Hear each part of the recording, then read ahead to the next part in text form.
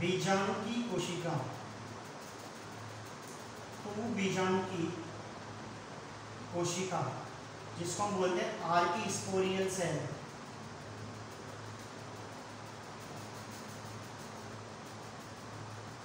ये थोड़ा सा एक नया पॉइंट है, अभी केवल आप इसको याद रखेंगे, बाद में जब हम डेवलपमेंट देखेंगे नर लघु बीजाणु धनी का या यूं कहें कि नर जननांग का डेवलपमेंट भी देखेंगे, उसमें हम बात करेंगे इसके बारे में। अभी केवल आप इतना सा याद रखेंगे, एक विशेष प्रकार की कोशिका होती है जिससे लगभग सारी संरचनाएं बनती हैं पादप की, ठीक है।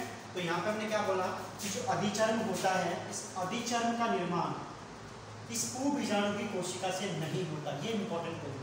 क्लियर बात यहाँ पे, यानी कि लिखेंगे इसको कि इसका निर्माण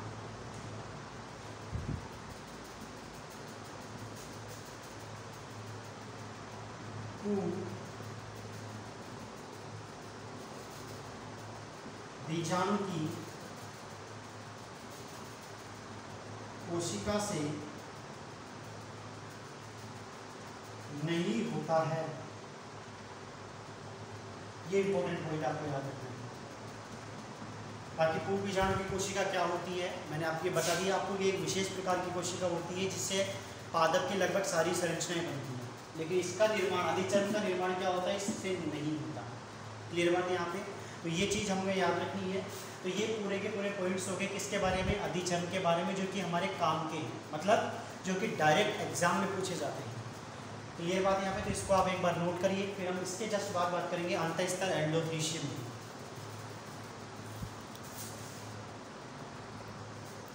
तो सेकेंड जो लेयर है हमारी वो है यहाँ पे एंडोथीशियम। एंडोथीशियम की अगर बात करते हैं तो आपको मैं सीधा सा बता दूं, एंडोथीशियम भी कैसा है, यहाँ पे एक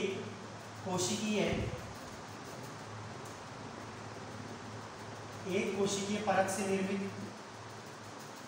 बिल्कुल दिख रही है आपको, सिंगल सेल है सारी की सारी, तो एक कोशिकीय संरचना है।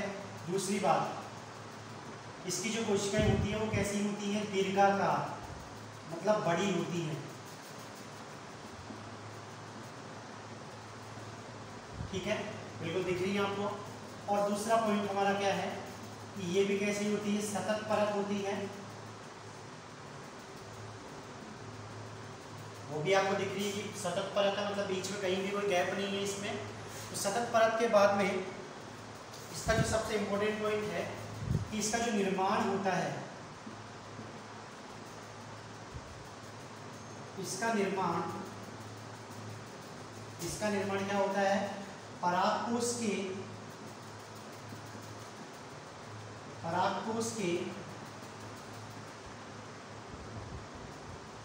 परिवर्धन के साथ होता है। इसका मतलब जब इस पूर्ण बीजाणु की कोशिका से ये परागकोश बन रहा होगा, उसी टाइम हमारा जो एंडोथीशियम स्तर है वो भी बनेगा। क्लियर बात यहाँ पे,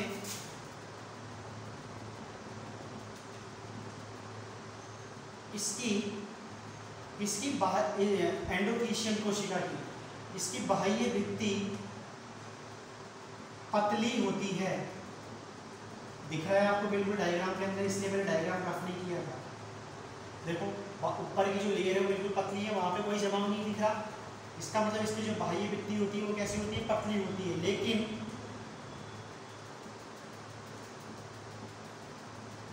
इसकी अवयव आंतरिक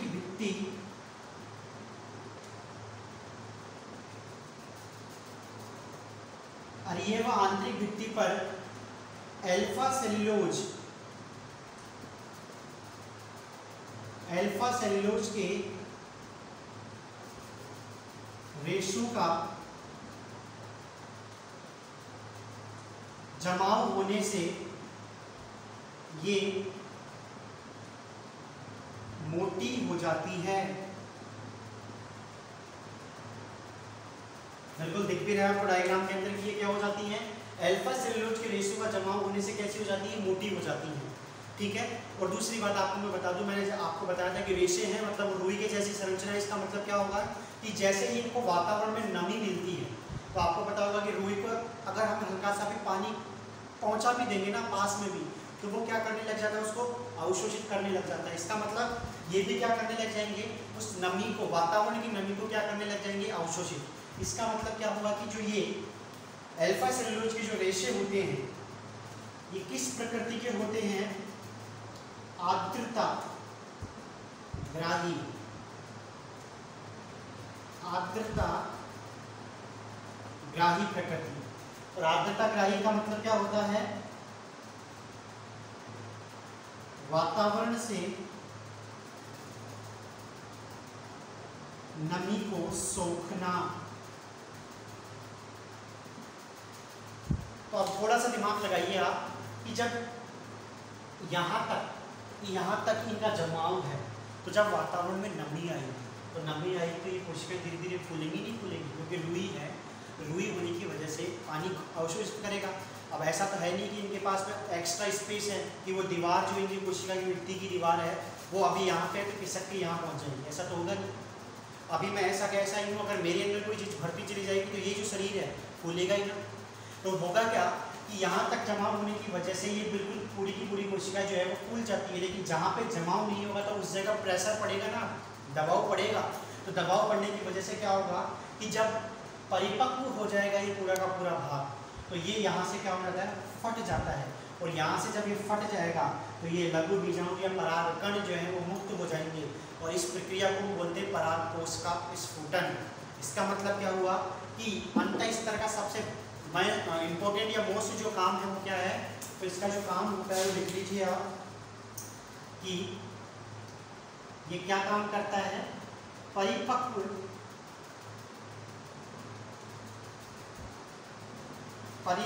परागकोश का स्फुटन करना सबसे इम्पोर्टेंट काम है इसका। और वो स्फुटन कैसे होगा वो भी मैंने आपको बता दिया कि ये धीरे धीरे वातावरण की नमी को अवशोषित करेंगे, फूलेंगे, और इस जगह कुछ भी नहीं होने की वजह से यहाँ प्रेशर पड़ेगा, ये कोशिकाएं बाहर की तरफ फटने लग जाएंगी। क्लियर बात यहाँ पे?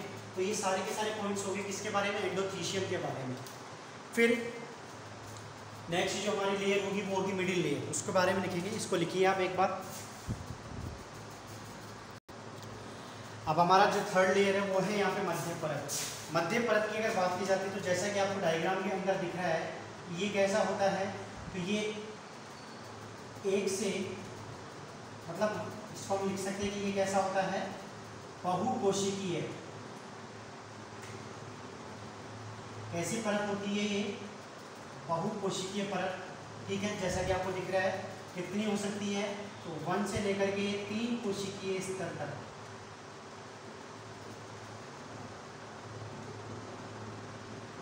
ठीक है, जैसा कि आपको डायग्राम में भी दिख रहा है।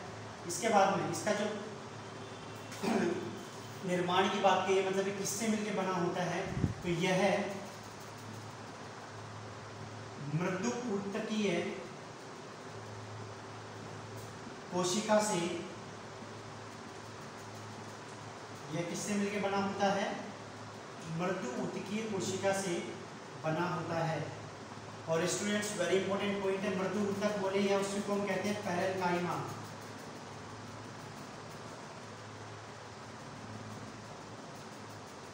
और पैरेन्काइमा का सीधा सा मतलब होता है खाद्य पदार्थों का संग्रहण करना। इसका मतलब मध्य परत पे क्या काम करेगी, खाद्य पदार्थों को संग्रहित करती है ये। और संग्रहित जब ये खाद्य पदार्थों को करेगी तो संग्रहित खाद्य पदार्थ क्या काम आएंगे, तो यह संग्रहित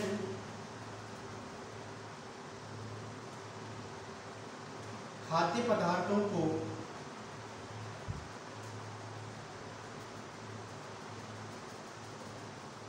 लघु बीजाणु के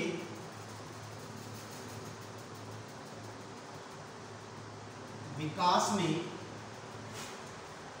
लघु बीजाणुओं के या लघु बीजाणुओं को प्रदान करती है।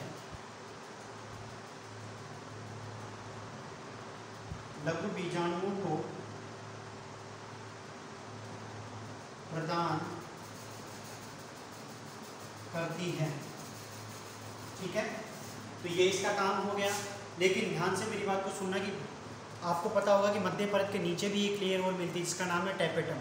तो लघु बीजाणुओं को तो ये डायरेक्ट नहीं दे पाएगी ना, इसका मतलब क्या होगा कि ये मध्य परत क्या करती है, इन खाद्य पदार्थों को पहले टेपेटम को देती है और टेपेटम से फिर आगे कहाँ पहुँचते हैं, ये लघु बीजाणुओं तक पहुँचते हैं। ठीक है, और सबसे पहली बात आपको मैं बता दूँ कि ये कैसा स्तर होता है, तो ये एक अल्पजीवी स्तर होता है।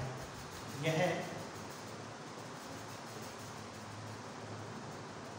कैसा स्तर होता है, अल्पजीवी स्तर, यानी कि सबसे पहले नष्ट होता है। जब परागकोश परिपक्व हो जाएंगे तो सबसे पहले जो नष्ट होने वाला स्तर होता है वो कौन सा होता है, मध्य परत होता है। बहुत बार एग्जाम में पूछा गया है कि सबसे पहले नष्ट होने वाला जो स्तर होता है वो कौन सा होता है, तो मध्य परत होती है।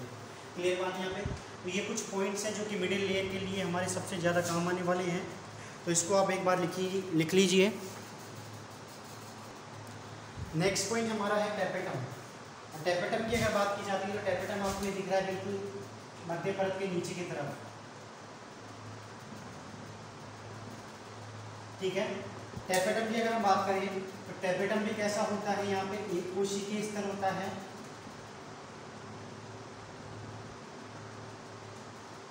एक कोशिकीय स्तर। ठीक है, दूसरी बात ये क्या काम करता है, तो ये परागधानियों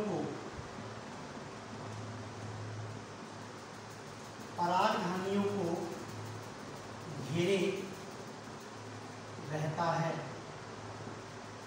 डायग्राम में आपको दिख रहा है कि परागधानियों को इसने चारों तरफ से क्या कर रखा है, कवर कर रखा है। फिर दूसरी बात ये क्या होता है, इसका काम परिवर्धनशील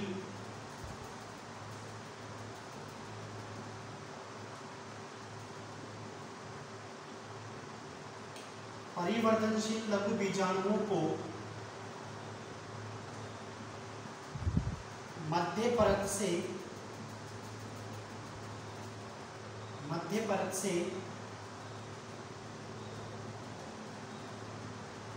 खाद्य पदार्थ अवशोषित करके देता है। अच्छा, आप समझ में आया हमारे कि जो मध्य परत अपने अंदर खाद्य पदार्थों को संग्रहित करेगी, वो खाद्य पदार्थ टेपेटम की हेल्प से किसके पास जाएंगे, लघु बीजाणु के पास जाएंगे। और यही रीजन है कि टेपेटम क्या कर लेता है, बेचारे उस मध्य परत से पूरे भोजन को ले लेगा। अब मेरे पास कोई भोजन ही नहीं बचेगा तो मैं क्या जिंदा कैसे रहूँगा। यही रीजन है कि मध्य परत क्या हो जाती है, नष्ट हो जाती है पहले। क्लियर बात यहाँ पे। और ये क्या काम करता है, तो ये पोषण मतलब इनको एक तरीके से हम कहेंगे ये पोषण प्रदान करता है। इसीलिए इसे हम किसके नाम से जानते हैं, तो इसे पोषक स्तर के नाम से जाना जाता है। इसे पोषक स्तर के नाम से जानते हैं। पोषक स्तर का मतलब न्यूट्रिटिव लेयर्स। अब बात की जाती है कि ये भोजन किस तरीके से देता है, तो उसके बेस पर जो टेपेटम होते हैं ये कितने प्रकार के होते हैं, 2 प्रकार के। ठीक है, वेरी वेरी इंपॉर्टेंट पॉइंट है कि टेपेटम जो है वो कितने प्रकार का होता है, 2 प्रकार का होता है। और जैसे ही टेपेटम अपना सारा भोजन लघु बीजाणुओं को दे देगा तो उसके बाद में ये भी क्या हो जाता है, नष्ट हो जाता है। ये भी इंपॉर्टेंट पॉइंट है कि टेपेटम भी क्या हो जाता है, नष्ट हो जाता है। तो यहाँ तक हमने क्या बात की कि लघु बीजाणु परागकोश की आंतरिक संरचना में हमने चारों के चारों जो स्तर है उसके बारे में बात कर ली है। अब सबसे जो इम्पोर्टेंट पॉइंट आपको मैं बता दूँ कि चारों स्तर पढ़ने के बाद हमारा जो नेक्स्ट जो टॉपिक होगा वो होगा टेपेटम। मतलब हमारा जो वीडियो का नया टॉपिक होगा वो होगा अब हमारे पास टाइप्स ऑफ टेपेटम, क्योंकि मैंने कहा कि टेपेटम जो है वो 2 प्रकार के होते हैं। रही बात लघु बीजाणुओं की, लघु बीजाणु धानी की, तो इसके अंदर केवल लघु बीजाणु मिलते हैं बस, और कुछ नहीं। तो इस प्रकार हमने यहाँ पे आंतरिक संरचना की स्टडी की है। मैं उम्मीद करता हूँ ये वीडियो आपको अच्छी लगी होगी। फिर भी अगर कोई डाउट रह जाते हैं तो मुझे कमेंट बॉक्स में ज़रूर पूछना। फिर भी एक बार मैं वापस आपको बोलता हूँ कि अगर थोड़ा सा भी दिमाग में डाउट है तो वीडियो को आप वापस बैक करेंगे, वापस इसको पढ़ेंगे, तो मैं उम्मीद करता हूँ ये अच्छे से समझ में आएगी। Thank you very much students, इतनी देर वीडियो में बने रहने के लिए।